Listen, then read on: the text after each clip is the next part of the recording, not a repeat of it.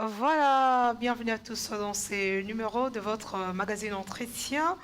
Aujourd'hui, fidèles téléspectateurs, nous allons devoir parler autour de la situation sécuritaire à l'est de la République démocratique du Congo, la sortie médiatique de Jean-Marc Kaboun, de Franck Diongo, ainsi que d'autres sujets, entre autres, le processus électoral en République démocratique du Congo, la construction anarchique des stations-service au niveau de la ville-province de Kinshasa, avec notre invité, Monsieur Jacques Drouin. Il est analyste politique et économique. Bienvenue, Monsieur Jacques. Merci beaucoup, madame. Voilà alors, Monsieur Jacques, nous allons commencer la toute première question, la situation sécuritaire à l'est de la République démocratique du Congo.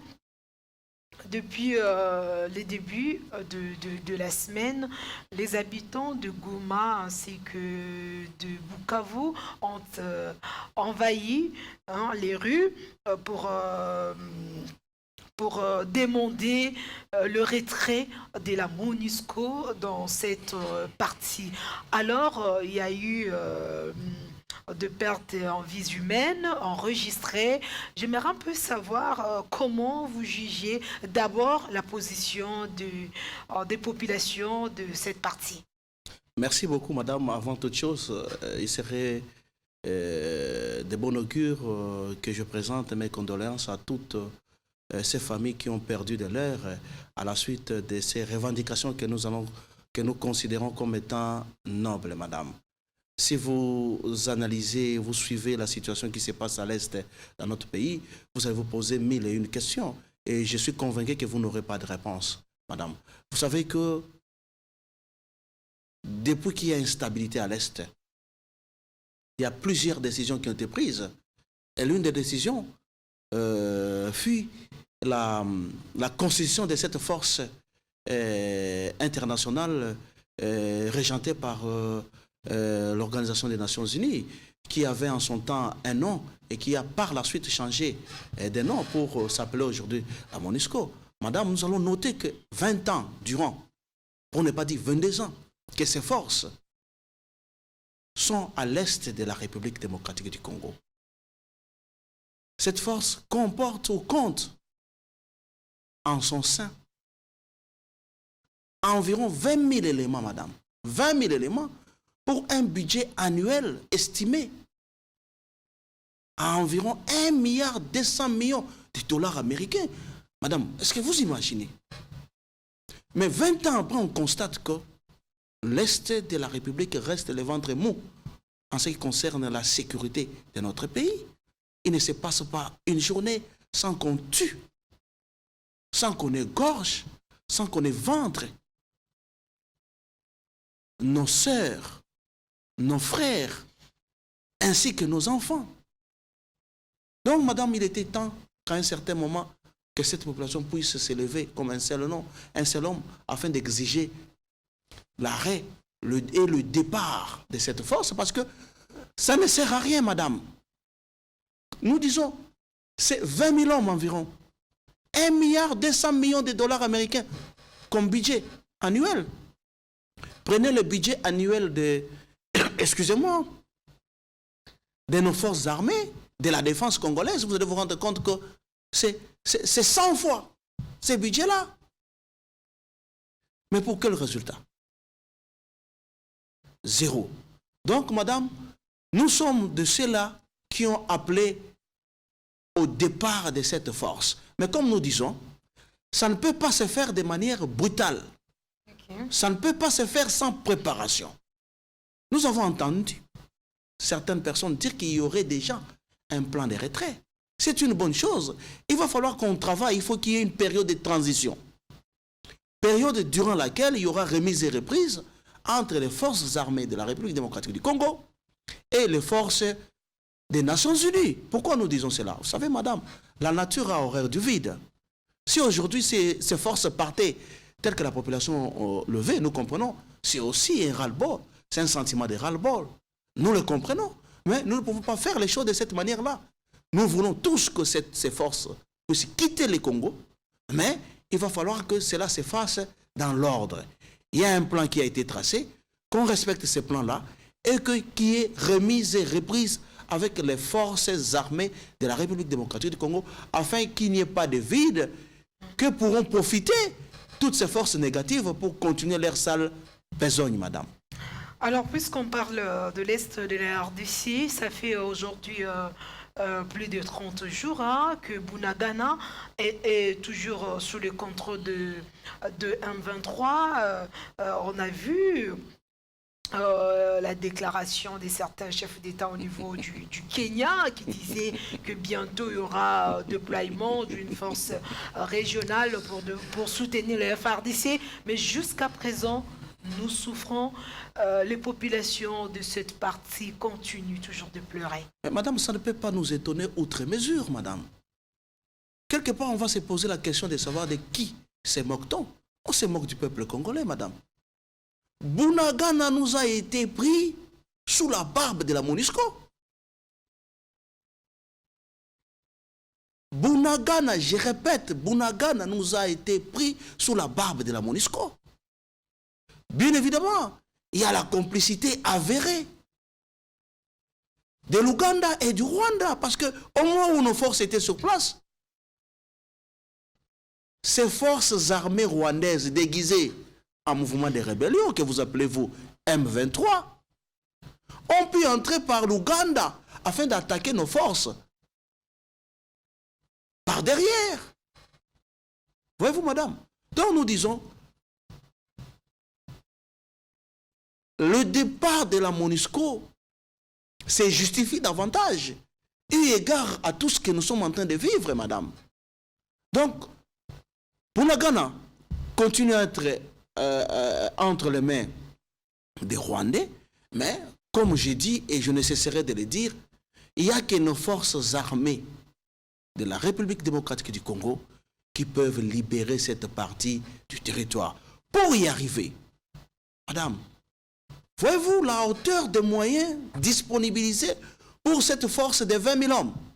Si on arrive à disponibiliser ne fût-ce que les tiers de ces moyens-là à nos forces armées, je suis convaincu, madame, que nous allons récupérer Bunagana. Nous allons instaurer la paix à l'est de la République démocratique du Congo. Donc il y a quelque part, comme je suis en train de le dire, une certaine volonté politique dont on a besoin pour en finir avec cette aventure qui n'a que trop duré. Si on a pu trouver environ 1 milliard de dollars américains pour donner à la force onusienne qui, en définitive, n'a rien donné comme résultat attendu par le peuple congolais. Moi, je pense que si nous prenons ces moyens-là, et ne demandons pas 1 milliard de 100 millions, disponibiliser ne fût-ce que les tiers de ces moyens-là à ces vaillants militaires qui sont au front. Je suis convaincu, madame, je suis convaincu que cette aventure prendra fin. Voilà, alors retour à Kinshasa avec le lancement de l'appel d'offres international pour l'exploitation de 27 blocs pétroliers et 3 blocs gaziers de la RDC par le président de la République, Félix-Antoine Tshisekedi. Ma question, M. Jacques, est-ce que ces 30 blocs pourront booster l'économie du pays et pourquoi pas peut-être créer d'emplois à la population congolaise? Madame, toutes choses étant égales par ailleurs, ça m'étonnerait que ce secteur booste l'économie congolaise. Vous savez pourquoi j'ai dit ça? Vous savez que le secteur pétrolier, c'est un secteur en perte de vitesse. De plus en plus, les pays qui ne vivaient que grâce au pétrole pensent à diversifier leurs économies. De plus en plus, on cherche des produits de substitution par rapport au pétrole. Aujourd'hui, on parle de véhicules électriques, vous le savez. Dans plusieurs pays, d'ailleurs en Europe, d'ici 2050, peut-être, il y aura de moins en moins de véhicules à combustion. On n'aura que des véhicules électriques. Donc, de plus en plus, certains pays sont en train de se désengager de ces secteurs. Mais voilà que nous cherchons à y aller, madame. J'aurais bien voulu, madame, que cet exercice qui a été fait le soit beaucoup plus sur l'agriculture. Il va falloir qu'un jour qu'on nous dise qu'on lance un appel d'offres pour que des investisseurs viennent investir dans l'agriculture. Nous avons combien de terres arables dans notre pays, madame? Combien? Mais hélas, madame, on préfère aller vers le pétrole, qui est un produit qui est en train de perdre son importance dans les différentes industries. Vous le savez, on a compris que le pétrole devenait de plus en plus important. À la limite, on dirait que le pétrole tenait les économies en haleine. Mais aujourd'hui, on est en train de, comme j'ai dit, il y a des énergies de substitution. Vous avez les énergies éoliennes, comme vous le savez. Vous avez les panneaux solaires. Vous avez autant d'autres énergies qu'on est en train de développer. J'ai donné l'exemple des véhicules. Des véhicules à combustion, à essence, comme ils sont en train de parler, à gasoil, pour ne pas le dire, vont disparaître demain, pour ne laisser la place qu'aux véhicules électriques. Vous comprenez? Donc, nous sommes en train d'aller vers un secteur qui est en train de perdre de plus en plus sa stratégie. Mais, comme on dit, l'économie, c'est aussi une question de choix. Est-ce qu'a-t-on fait le bon choix? Moi, je pense que ce n'est pas un bon choix. Oui, ça peut venir, ça peut amener tant soit peu dans notre économie. Mais je pense que, et nous ne cesserons jamais de le dire, il faut mettre l'accent sur l'agriculture, madame. Cet exercice qui a été fait devrait l'être pour l'agriculture. Je serais content d'apprendre que le ministère ou le ministre de l'Agriculture ait organisé un appel d'offres pour que les investisseurs viennent dans ce secteur, madame. Ça sera du bonheur pour le Congolais parce qu'au moins on est sûr, madame. On est sûr qu'à terme, il y aura production. Mais dans ce que nous avons fait hier, dans ce que le ministère des Hydrocarbures a fait hier, ben, ça reste encore de la spéculation. N'est-ce pas? On parle de quoi? Des nappes pétrolières ou que sais-je encore. Il faut d'abord les explorer, s'assurer que ça existe en quantité. J'ose croire qu'il y a déjà une étude de faisabilité. Et en plus, il faudrait qu'il y ait des soumissionnaires. Et ces soumissionnaires devraient investir dans les domaines en espérant gagner par la suite. Ça veut dire exploiter le pétrole dans notre pays. Ça prendra le temps que ça prendra, madame. Comprenez? Ça prendra le temps que ça prendra. On peut encore se taper, 5, 10 ans sans que nous ayons le premier baril de pétrole sorti, le premier baril de pétrole dans notre pays, madame. Alors qu'avec l'agriculture, madame, je suis convaincu qu'au bout de 5 ans, la donne, quand je dis l'agriculture, je vois aussi la pêche et l'élevage, madame. Dans 5 ans, la donne peut changer dans notre pays. Nous sommes un grenier, madame. Nous sommes capables de nourrir le monde entier, madame. Mais il faut qu'on s'y mette. Il faut qu'il y ait une volonté. Il faut qu'il y ait une vision, madame. Pour que, comme ils sont en train de dire, ces secteurs soient exploités. Il n'est pas exploité. Hein? Il n'est pas exploité, mais voilà, on nous amène dans un domaine qui est en train de perdre des sacs d'essence de plus en plus, comme vous le savez. Hein? C'est un secteur qui dans les jours à venir, peut-être, on en parlera de moins en moins. Dans ces pays, apparemment, lorsque les autorités se mettent ensemble, lorsqu'elles prennent certaines décisions pour y revenir, c'est toujours un problème parce qu'il y a plus de 100 ONG qui ont signé, qui ont dit non. Qui ont dénoncé, madame. On a suivi beaucoup de gens. Il y a même comme vous avez dit, des ONG, il y a même certains acteurs politiques qui ont démontré que ça va être difficile de mettre en musique tout ce qui a été dit, madame. Voilà. Il ne faudrait pas qu'à la fin qu'on dise que le Congolais a été roulé dans la farine. Il ne faut pas qu'on vende du vent aux Congolais, madame. Hein? Il ne faut pas qu'on vende du vent aux Congolais. C'est comme ça que nous sommes en train de dire, madame, le pétrole, oui, et encore que nous sommes en train de le dire, c'est un secteur qui est en train de perdre de son importance à travers le monde. De plus en plus, les économies, le pays qui vivait du pétrole, cherchent à diversifier leurs économies parce qu'ils voient la fin du pétrole dans les jours à venir. Moi, je pense que Dieu nous a dotés d'une terre arable. Exploitons cette terre-là, madame. Allons dans l'agriculture, madame. Lançons les appels d'offres. sur l'agriculture pour que nous ayons des investisseurs dans les domaines de pêche, dans les domaines de l'élevage, dans les domaines de l'exploitation agricole, madame. Ça, madame, à coup sûr, je vous dis, à coup sûr, la donne va changer. Ce pays va décoller comme vous n'avez pas l'idée, madame. Mais encore, comme j'ai dit, il faut avoir une vision claire et une volonté liée à cette vision-là pour qu'on y arrive, madame. Tous les jours, il y a des projets, tous les jours, il y a des nouvelles stratégies. On nous a parlé du projet de 140 quelques des territoires. Ah, madame.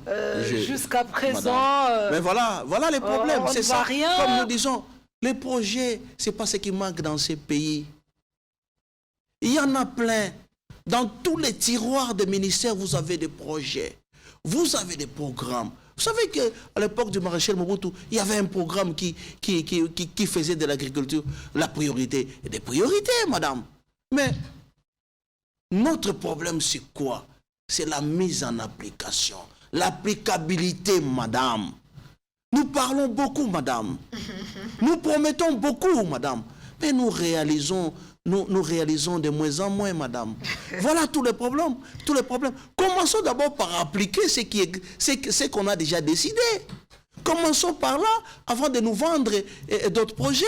Si le premier n'a pas été réalisé, ne fût-ce qu'à 50%, vous êtes sûr que celui que vous nous amenez aujourd'hui sera exécuté à 100%, voire même à 50%? Je ne le pense pas, madame. Oui, je ne le pense pas. D'accord, nous allons devoir changer des sujets. Cette fois-ci, parlons un peu de la construction anarchique des stations-service. Selon les comptes rendus du Conseil des ministres de ce vendredi, le porte-parole du gouvernement, Patrick Mouyaya, a dénoncé comme d'habitude, selon lui, Kinshasa bat le record du nombre de stations en service et à la date du 25 juillet, les données recueillies font état de l'existence dans la ville de Kinshasa de 245 stations-service, dont 204 opérationnelles, 21 en construction et 20 à l'arrêt. Monsieur Jacques. Madame, mais ça fait rire et ça révolte. Ça révolte pourquoi? Parce qu'on a l'impression que la ville de Kinshasa n'est pas gouvernée, il y a absence de l'État. Tous ces tenanciers, je pense que ils ont pu obtenir le document nécessaire pour arriver à ériger, à construire toutes ces stations-service. Qui leur a octroyé ces documents? Quand on leur a octroyé le document, on ne se rendait pas compte que il en était de trop. Il y a quand même un ratio qui existe en termes de stations-service dans un rayon, dans une commune, dans une ville. Et les autorités qui ont, excusez-moi, la gestion de la cité, la gestion de la ville de Kinshasa, en savent quelque chose, madame. C'est curieux qu'aujourd'hui, on se réveille pour nous dire qu'il y a une certaine anarchie. Mais s'il y a anarchie, qui a autorisé cette anarchie, madame? Voilà la question. On doit éviter de jouer aux sapeurs-pompiers.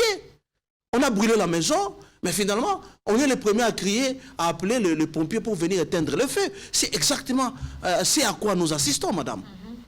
On ne peut pas brûler la maison, on brûle la maison soi-même, mais et puis on est aussi les premiers à appeler les sapeurs-pompiers pour venir éteindre le feu. Donc l'autorité urbaine devra se remettre en question. Je me pose la question de savoir que faire. Que fait l'Assemblée provinciale de Kinshasa? Que fait l'Assemblée provinciale de Kinshasa pour que l'autorité nationale puisse s'en rendre compte? C'est une situation, comme je suis en train de dire, nous le regrettons que nous soyons arrivés là, mais il y a des responsables. Il y a des responsables. On veut aujourd'hui punir ces opérateurs économiques. Malheureusement. Merci. Mais qui a été à la base de l'octroi des documents qui leur ont permis de construire tels qu'ils ont construit?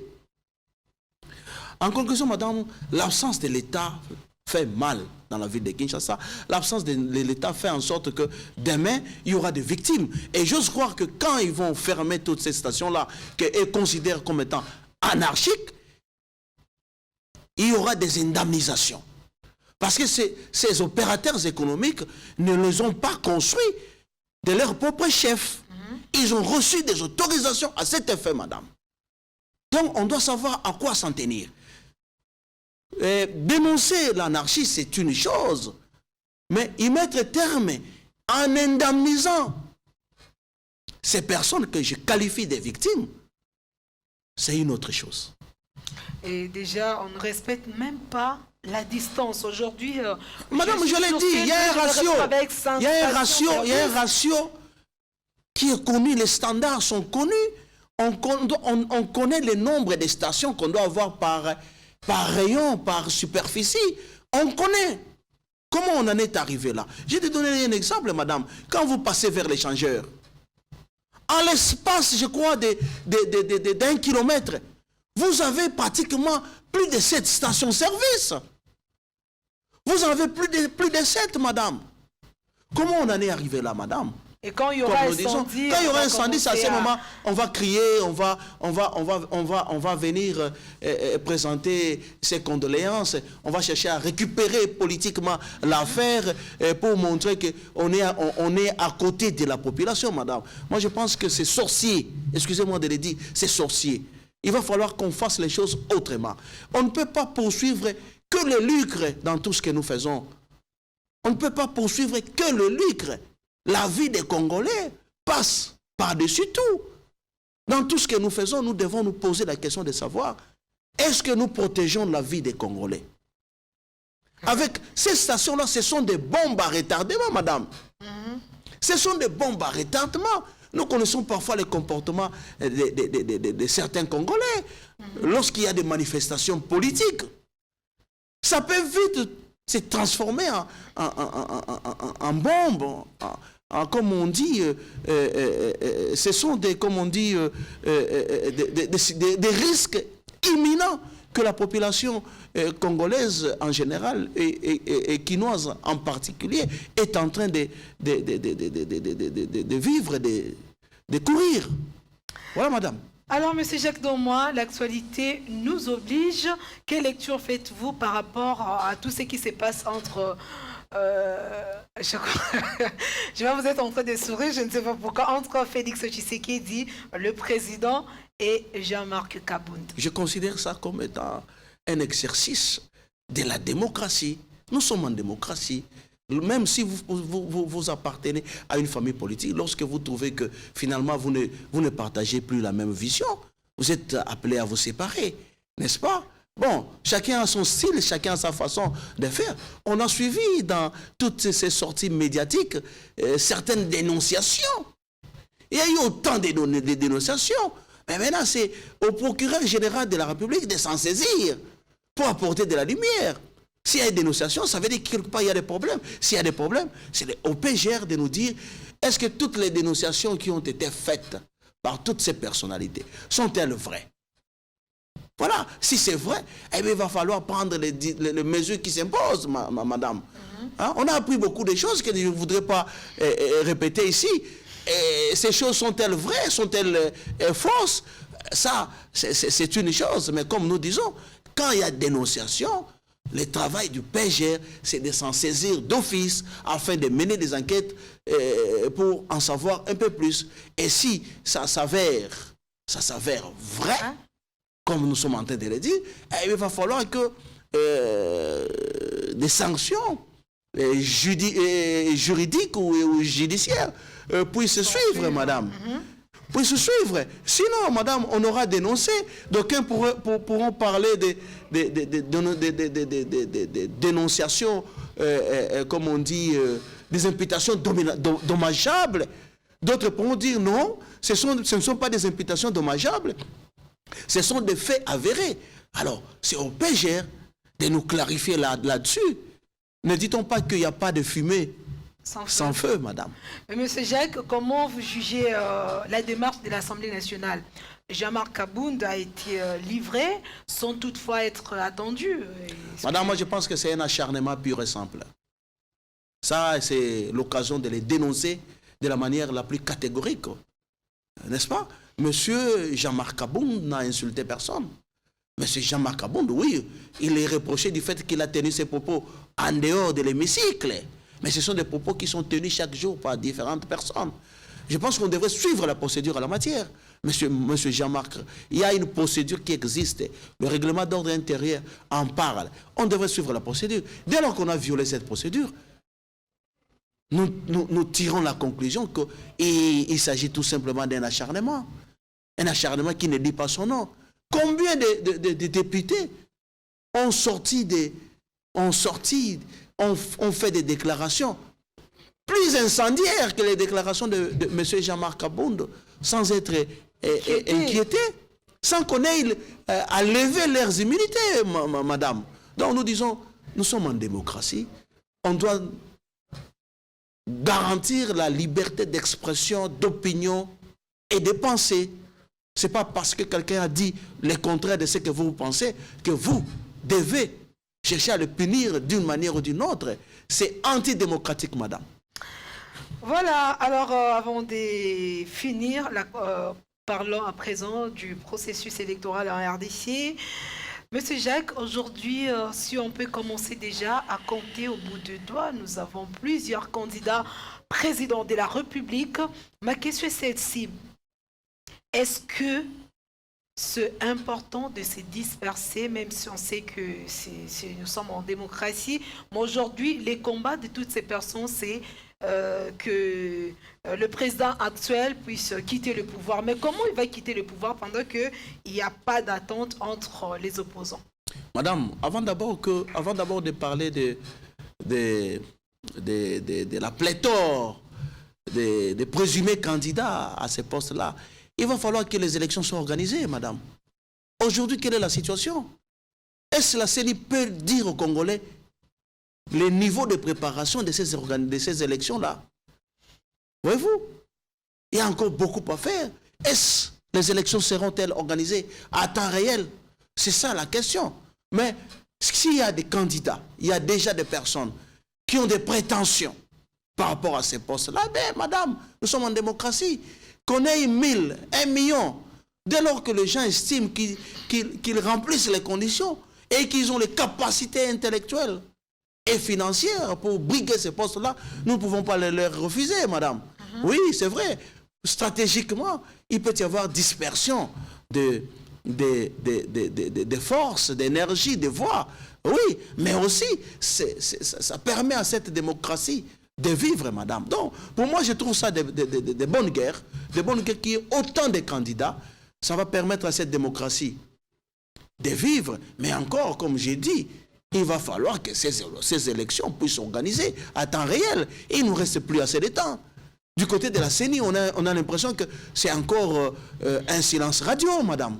Vraiment, jusqu'à présent, pratiquement... On attendait la loi électorale.